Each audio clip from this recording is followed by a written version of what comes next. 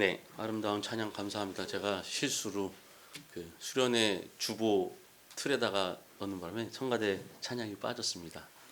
다시 한번 사과드립니다. 예. 아, 네, 수련회 갔다 온 지 이제 일주일이 지났는데요. 뭐 같이 가신 분들도 계시고 마음만으로도 또 기도로 함께 여러 가지 면에서 함께 해주신 분들이 많이 계신데 소문이 벌써 자자합니다. 그렇게 좋았었다고 재밌었다고. 예, 농담이고요. 바람입니다. 예.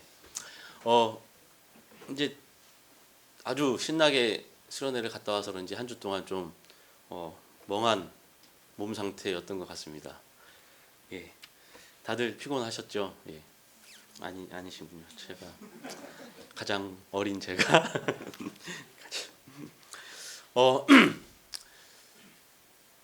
이렇게 한 자리 뵈니까 더 기쁘고 즐거운 것 같습니다. 제가 그 수수께끼를 하나 내드리려고 합니다. 세상에서 가장 빠른 것이 무엇일까요? 예? 예. 역시 눈치가 빠르십니다. 제가 원고에도 없는 쓸데없는 얘기를 앞에 했다는 건 뭔가 힌트를 드리기 위해. 정답은 바로 소문입니다. 말이죠. 우리 속담 중에 발 없는 말이 천리 간다라는 것이 있습니다. 이 속담 뜻을 대충 풀어보면 이런 뜻일 수 있습니다. 다리 4개가 달린 말이 백리를 달릴 때 발이 없는 말, 즉 소문은 천리를 간다. 당시 주 교통수단이었고 가장 빠른 교통수단이었던 말보다 사람의 입에서 입으로 전달되는 소문이 훨씬 더 빠르다는 얘기겠죠. 소문은 사람들의 입에서 입으로 순식간에 퍼집니다. 하지만 이 속담은 이제 새롭게 바뀌어야 합니다. 왜일까요? 예전에는 발이 없던 그 말이 사람과 사람 사이에 입에서 입으로 구전으로 전해졌다면 우리가 살아가고 있는 이 시대, 그 말은 무엇을 타고 전파되죠? 광케이블을 타고 빛의 속도로 전 세계로 퍼지기 때문입니다. 그래서 이제 발 없는 말이 천리 간다는 표현은 사실 이제 구시대적인 표현이죠. 이제 속담은 이렇게 표현되어야 할 것입니다. 발 없는 말의 속도는 초속 340m다. 빛의 속도입니다. 이렇듯 한 사람이 내뱉은 말은 다시 주워 담을 새도 없이 순식간에 퍼져 나가게 됩니다. 특히 사람들이 이목을 받고 주목을 받는 사람이라면 더더욱 그렇습니다. 정치인들 특히 그렇죠. 그들은 자신이 내뱉은 말 한마디 때문에 그 대가를 톡톡히 치릅니다. 치러야 합니다. 그것이 정상적인 사회죠. 근데 아직 한국 사회는 말한 그 대가를 잘 치르지 않는 것 같습니다. 그냥 이리저리 피해가고 하면 사람들도 금세 잊어버리는 것처럼 비춰집니다만 이제 조금씩 그 광 케이블의 기술로 인해서 그 말은 여전히 계속해서 영상과 문자로 남아있게 됩니다. 어찌됐든 소위 정치인들이라고 하는 이 사회에서 가장 영향력을 미쳐야 하고 가장 책임을 져야 하는 그 사람들의 말이 그 말로 인해 독특한 대가를 치르게 됩니다. 어찌 손쓸 겨를도 없이 전파와 광케이블을 통해서 빛의 속도로 퍼져나가서 이제 모든 사람들이 알게 되고 사람들이 그 말을 듣고 책임을 묻게 됩니다. 그래서 그 말로 인해서 곤욕을 치르게 되고 자신이 그동안 쌓아놓은 명예와 신뢰를 한순간에 잃어버리게 됩니다. 그래서 그런지 정치인들 사이에서 아주 유행하는 말이 있죠. 뭘까요? 바로 오해입니다. 이 정치인들은 자신이 내뱉은 말이 사회적 파장과 정치적 문제를 일으키게 되면 곧바로 SNS나 대변인을 통해 이렇게 말합니다. 오해입니다. 제가 원래 하려고 했던 말은 그게 아니었습니다. 아무래도 전달 과정에 있어서 왜곡된 것 같습니다. 하고 말합니다. 사실 정치라고 하는 것은 말로 시작해서 말로 끝나는 것입니다. 하나의 사안에 대해 그 사안에 대한 의견을 표출하고 그 의견을 토대로 자신의 정책 방향과 행동을 결정하기 때문입니다. 그래서 머리로부터 나온 생각을 말로 표현하고 그것을 명문화하거나 문서화해서 구체화하는 것이 바로 정치입니다. 그래서 흔히들 말을 잘하는 사람이 정치를 해야 한다라고 합니다. 그죠? 미국 같은 경우는 연설을 잘하는 사람이 대통령으로 당선이 됩니다. 물론 지금 대통령은 아닌 것 같지만, 전 그 오바마 대통령은 아주 연설을 잘했던 명연설가였습니다. 우리나라도 사실은 그래야 되는데 우리나라는 사실 그렇지 못한 것이 대부분이죠. 말을 잘하고 못하고를 떠나서 자기가 무슨 말을 하는지도 모르는 사람이 대통령이 된 적도 있었습니다. 그래서 그런지 사람들 우리 사회에서 적지 않은 사람들이 말 잘하는 정치인들을 싫어합니다. 뭐 그동안 말만 잘하고 실천을 안 한다고 생각했는지 사람들이 말을 잘하면 왠지 호감이 안 간다라고 합니다. 우리나라는 좀 그게 강한 것 같습니다. 어찌됐든 그래서 그런지 사람들은 이 말 대신 엉뚱한 것을 가지고 사람들을 뽑는 것 같습니다. 그리고 그렇게 해서 많은 정치인들이 TV에 나와서 혹은 사회에서 무리가 되는 발언들을 하기 시작합니다. 도대체 이 사람들이 생각이 있는 건지 없는 건지 마구마구 막말을 쏟아냅니다. 목사와 정치인 거의 1, 2위를 달리고 있습니다. 제가 지지난주는 한 목사의 발언에 대해 설명했다면 오늘은 한 야당의 대표에 대한 발언을 이야기하고자 합니다. 그는 스스로 그리스도인이라고 아주 자기의 정체성을 강하게 드러냅니다. 심지어 전도사로서 활동한 적도 있답니다. 그는 최근 2가지 발언으로 곤혹을 치르고 있습니다. 하나는 이주 노동자에 대한 차별 발언입니다. 그의 발언은 이렇습니다. 우리 외국인은 우리나라에 그동안 기여해온 바가 없기 때문에 산술적으로 똑같이 임금 수준을 유지해 주어야 한다는 것은 공정하지 않다고 생각한다. 차별이 없어야 한다는 기본 가치는 옳지만 형평에 맞지 않는 차별 금지가 돼서는 안 된다. 우리 당이 법 개정을 통해 적극적으로 외국인 근로자 임금의 문제점을 개선하겠다. 이런 발언을 했습니다. 간단히 풀이하면 이렇습니다. 내국인 노동자에 비해 이주 노동자들의 사회의 경제적 공헌이 미비하거나 거의 없기 때문에 그만큼 차등적으로 임금을 지급하도록 법을 개정하겠다는 것입니다. 말 그대로 이주 노동자들을 내국인 노동자들에 비해 차별하겠다는 겁니다. 그런데 이 말에 담긴 의미 참으로 엄청난 것입니다. 만약에 이곳이 대한민국이 아니고 유럽이나 미국 사회였다면 엄청난 파장을 일으켰을 것입니다. 독일이었다면 아마 네오나치로 몰렸을 겁니다. 전 세계적으로 통용되는 평등의 가치에 위배되는 인종차별 발언이기 때문에 그렇습니다. 그가 이야기하는 외국인에는 분명히 특정 인종과 계층이 전제되어 있을 것입니다. 우리 사회에서 소위 3D 직종이라는 산업 분야에서 일하는 이주 노동자들 말입니다. 설마 그가 외국계 대기업 CEO나 임원직 혹은 소위 미주를 중심으로 한 백인 전문직 업자들을 겨냥했겠습니까? 그의 이 발언은 국적을 이유로 근로조건에 대한 차별적 처우를 하지 못한다라고 규정한 국내 근로기준법뿐만 아니라 국적에 대한 차별을 금지하고 있는 국제노동기구 협약에 정면으로 위배되는 망언인 것입니다. 그가 말하고 있는 외국인 노동자는 타격이 뚜렷합니다. 그런데 이 발언이 문제가 되자 그는 자신의 발언이 이주 노동자들에 대한 인종차별이 아니다라고 발뺌을 합니다. 오히려 자신은 현 정부의 최저임금 인상의 그 부작용에 대해서 지적하고자 했다는 것입니다. 억울하다고 합니다. 2번째 발언입니다. 이 2번째 발언은 한 대학에서 강연한 청년 취업 사례입니다. 그는 한 청년의 예를 들면서 서류상의 스펙이 터무니없이 부족한데도 불구하고 굴지의 대기업에 당당히 취업했다고 말합니다. 그 청년은 학점도 3점이 안 되고 토익 점수도 800점밖에 안 되는데 그리고 이력서에는 변변한 경력이 하나도 없는데도 불구하고 면접을 통해 인정을 받고 대기업에 합격했다는 것입니다.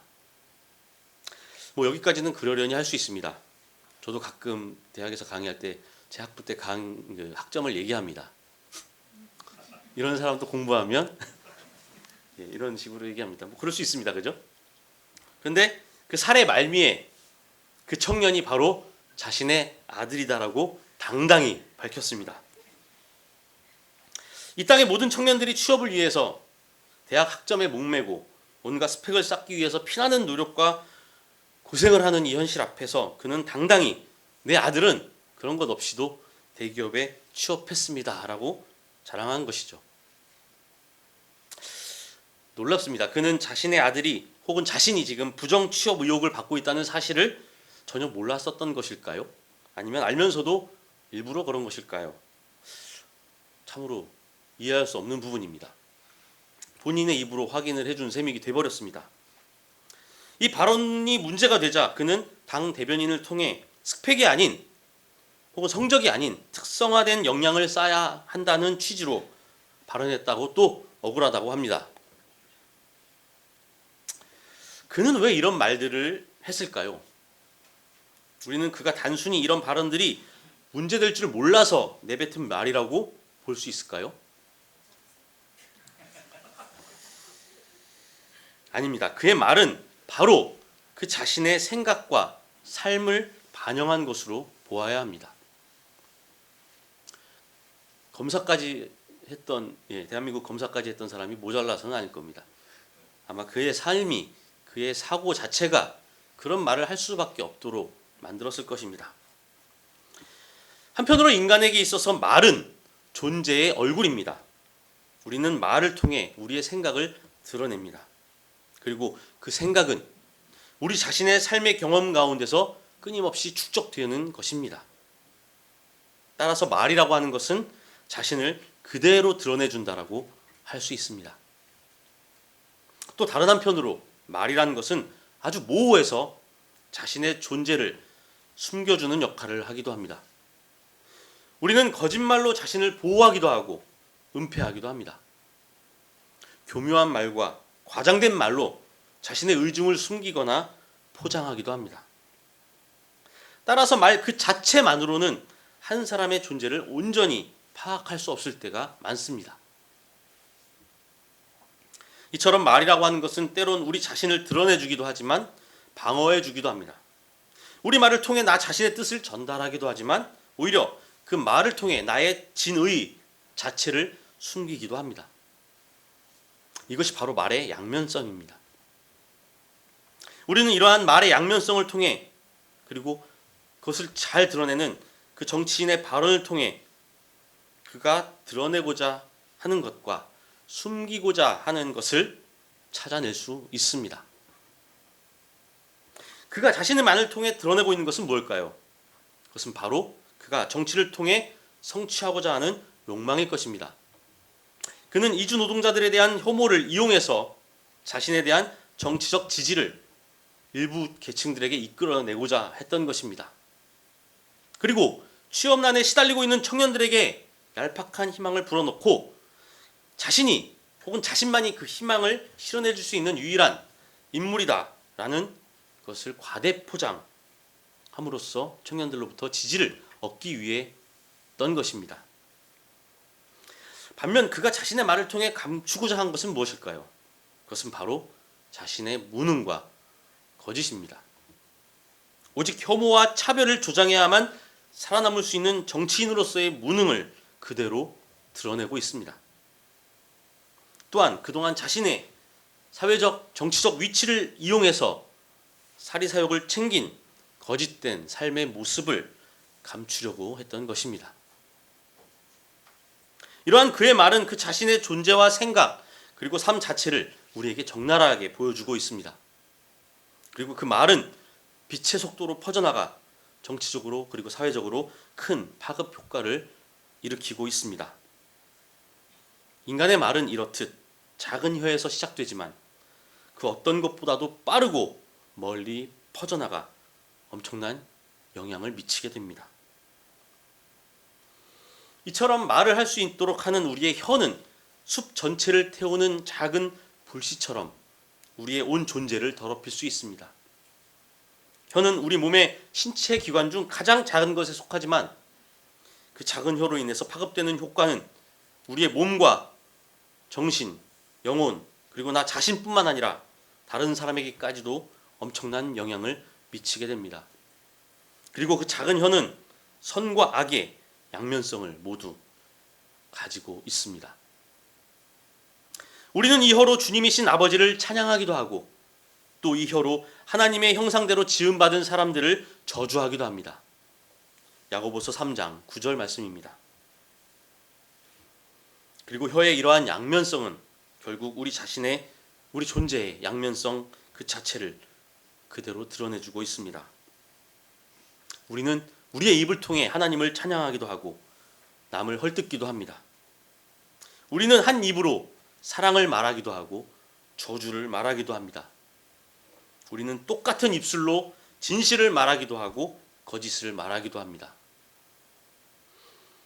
어찌 보면 우리가 내뱉는 말의 그 두 가지 모습은 우리가 맺는 삶의 열매, 그 삶의 열매가 보여주는 두 가지 결과이기도 할 것입니다. 나무가 좋으면 그 열매도 좋고 나무가 나쁘면 그 열매도 나쁘다. 그 열매로 그 나무를 안다.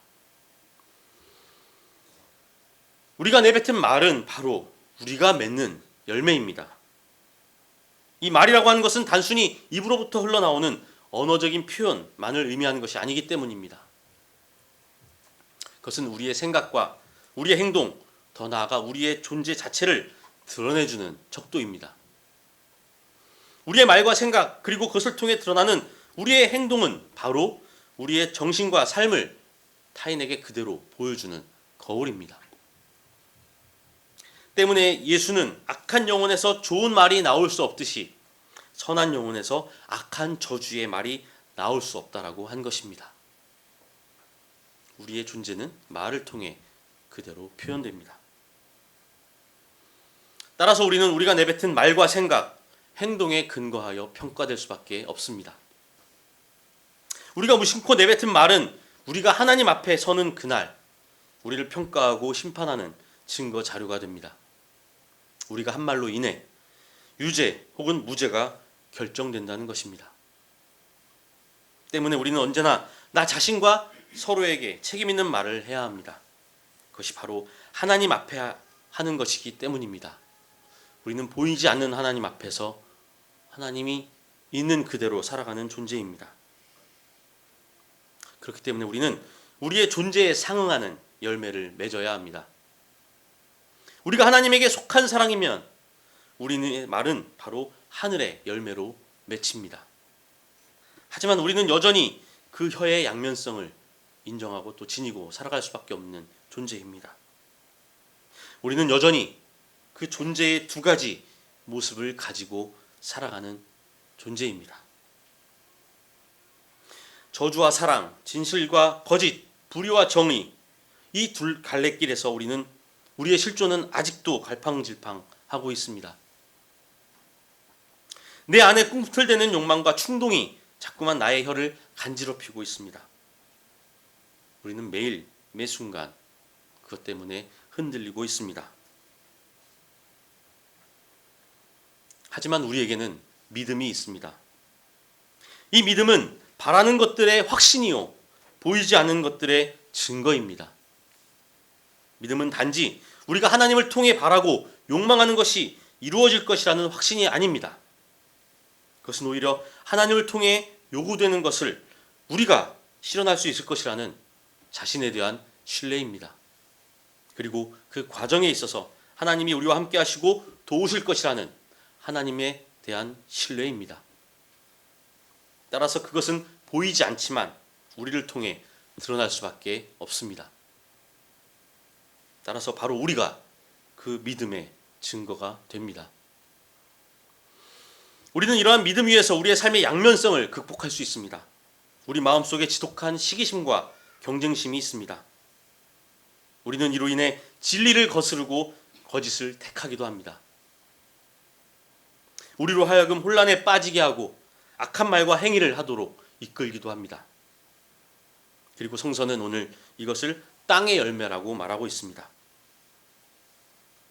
땅의 질서 안에서 그 질서에 따라 살아가는 삶이 맺는 열매라는 말입니다. 물론 우리는 땅과 하늘을 구분짓고 분리해서는 안 됩니다. 하지만 그렇다고 땅의 질서에만 따라서 살아갈 수도 없습니다. 왜냐하면 그러한 삶에는 한계가 있기 때문입니다. 물론 우리는 거룩한 것과 속된 것을 나누어 스스로 거룩한 위치에 세워서는 결코 안 됩니다. 왜냐하면 그것은 이미 나도 모르게 그것을 통해서 땅의 질서를 따라 사는 것이기 때문입니다. 우리는 땅에서 하늘의 가치를 실현하는 존재들입니다. 하늘의 과제를 이 땅에서 풀어내는 존재입니다. 우리는 하늘의 삶을 지금 이 땅에서 살아가는 믿음의 사람들입니다. 따라서 우리의 말은 곧 하늘의 열매가 됩니다.